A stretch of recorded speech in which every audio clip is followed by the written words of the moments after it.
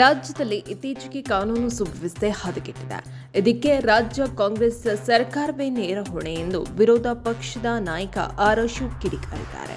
ಆನೇಕಲ್ ತಾಲೂಕಿನ ಬೆದರಗುಪ್ಪೆ ಗ್ರಾಮದಲ್ಲಿ ಪತ್ರಿಕಾಗೋಷ್ಠಿ ನಡೆಸಿ ಅವರು ಮಾತನಾಡಿದರು. ಕಳೆದ 2 ತಿಂಗಳುಗಳಿಂದ ರಾಜ್ಯದ ಹಲವೆಡೆ ಅಮಾಯಕ ಯುವಕರು ಬಲಿಯಾಗುತ್ತಿದ್ದಾರೆ. ಮುಸ್ಲಿಂ ಮೂಲಭೂತವಾದಿಗಳಿಂದ ಇಂತಹ ಕೃತ್ಯಗಳು ಪದೇ ಪದೇ ನಡೆಯುತ್ತಿದೆ. ಇಂತಹ ಕೃತ್ಯಗಳಿಗೆ ಕಡಿವಾಣ ಹಾಕಬೇಕಾದ ಸರ್ಕಾರ ಅವರಿಗೆ ರಕ್ಷಣೆಯಾಗಿ ನಿಂತಿದೆ ಎಂದರು. ಶ್ರೀರಾಮನಿಗೆ ಜೈ ಹೇಳಿದ ಹಿಂದೂ ಯುವಕರ ಮೇಲೆ ಹಲ್ಲೆಯಾಗುತ್ತಿದೆ.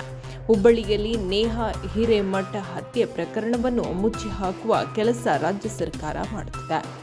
ರಾಮೇಶ್ವರಂ ಕೆಫೆ ಬಾಂಬ್ ಬ್ಲಾಸ್ಟ್ ಪ್ರಕರಣದ ಆರೋಪಿಗಳು ದೇಶದ 10 ಕಡೆ ಸ್ಫೋಟ ನಡೆಸಲು ಸಂಚು ರೂಪಿಸಿದ್ರು ಎಂಬ ಮಾಹಿತಿ ತನಿಖೆಯಲ್ಲಿ ಬಯಲಾಗಿದೆ ಎಂದರು.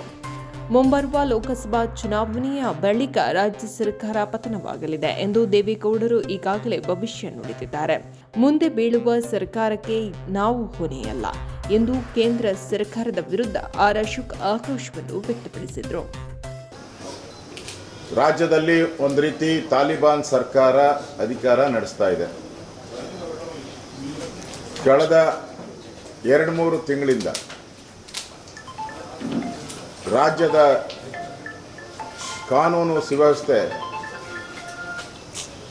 ಪೂರ್ತಿ ಹದಗೆಟ್ಟು ರಾಜ್ಯದ ಜನ ತಮ್ಮ ರಕ್ಷಣೆಯನ್ನು ತಾವೇ ಮಾಡ್ಕೊಬೇಕು ಅನ್ನೋ ಮನಸ್ಥಿತಿಗೆ ತಳ್ಳಿದಂಥ ಈ ದುಷ್ಟ ಕಾಂಗ್ರೆಸ್ ಇವತ್ತು ರಾಜ್ಯದಲ್ಲಿ ಅಧಿಕಾರವನ್ನು ನಡೆಸ್ತಾ ಇದೆ. ವ್ಯವಸ್ಥೆಯನ್ನು ಗಾಳಿಗೆ ತೂರಿ ಇವತ್ತು ಅಮಾಯಕರ ಬಲಿಯನ್ನು ಆಗ್ತಾ ಇದೆ. ಹಿಂದೂಗಳ ರಕ್ತಕ್ಕೆ ಬೆಲೆ ಇಲ್ಲ.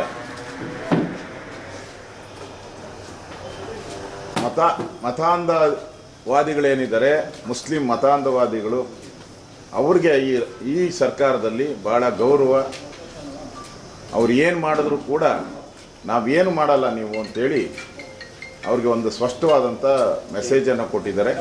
ನೀವು ನಮ್ಮ ವೋಟ್ ಬ್ಯಾಂಕ್, ನೀವು ವೋಟ್ ಹಾಕಿದ್ರೆ ಸಾಕು, ನಾವು ನಿಮ್ಮ ಪೂರ್ತಿ ರಕ್ಷಣೆ ಮಾಡ್ತೀನಿ ಅಂತ ಹೇಳಿರೋದಕ್ಕೋಸ್ಕರ ಅವರೆಲ್ಲ ಮಚ್ಚು ಲಾಂಗಗಳನ್ನು ರಸ್ತೆಯಲ್ಲಿ ಜಡಪಿಸ್ತಾ ಇದ್ದಾರೆ. ಶ್ರೀರಾಮ್ ಜೈ ಅಂದರೆ ಹಿಡ್ಕೊಂಡು ಬಡ್ದಾಕ್ಬಿಡ್ತಾರೆ. ಮೋದಿ ಬಗ್ಗೆ ಹಾಡಾಕ್ತೀನಿ ಅಂತ ಹೇಳಿದ್ರೆ ಹಿಡ್ಕೊಂಡೋಗಿ ಅವನ ಮೇಲೆ ಮೂತ್ರ ವಿಸರ್ಜನೆ ಮಾಡಿ ಅವನಿಗೆ ಹೊಡಿತಾರೆ. ಪಾಕಿಸ್ತಾನ ಜಿಂದಾಬಾದ್ ಅಂದರೆ ವಿಧಾನಸೌಧದಲ್ಲಿ ಅವರಿಗೆಲ್ಲ ಪಾಸ್ಗಳನ್ನು ಕೊಟ್ಟು ಕಾಂಗ್ರೆಸ್ ಅವರು ಬಿರಿಯಾನಿ ಪಾಸು ಎಲ್ಲ ಕೊಟ್ಟು, ಬಿರಿಯಾನಿ ಜೊತೆಗೆ ಪಾಸು ಫ್ರೀ, ಪಾಸ್ ಫ್ರೀ ಅಲ್ಲ, ಪಾಸ್ ತಗೊಂಡ್ರೆ ಬಿರಿಯಾನಿ ಫ್ರೀ ಅಂತ ಹೇಳಿ ವಿಧಾನಸೌಧಕ್ಕೆ ಕರ್ಕೊಂಬಂದು ಪಾಕಿಸ್ತಾನ ಜಿಂದಾಬಾದ್ ಅಂತ ಕೂಗಿಸಿ ಹೋದಂಥವ್ರು. ನೆನ್ನೆ DK ಸುರೇಶ್ ಅವರ ರ್ಯಾಲಿಯಲ್ಲಿ ನಿಮ್ಮ ಮಾಧ್ಯಮದಲ್ಲಿ ಬಂದಿರೋವಂಥ ವರದಿಯನ್ನು ನಾನು ನೋಡಿದೆ, ವಾಟ್ಸಪ್ ಗ್ರೂಪಲ್ಲಿ ಬಂತು. ಪಾಕಿಸ್ತಾನ ಜಿಂದಾಬಾದ್ ಅಂತ ಆರಾಮ್ಸೆ ಕೂಗ್ತಾ ಇದ್ದಾರೆ.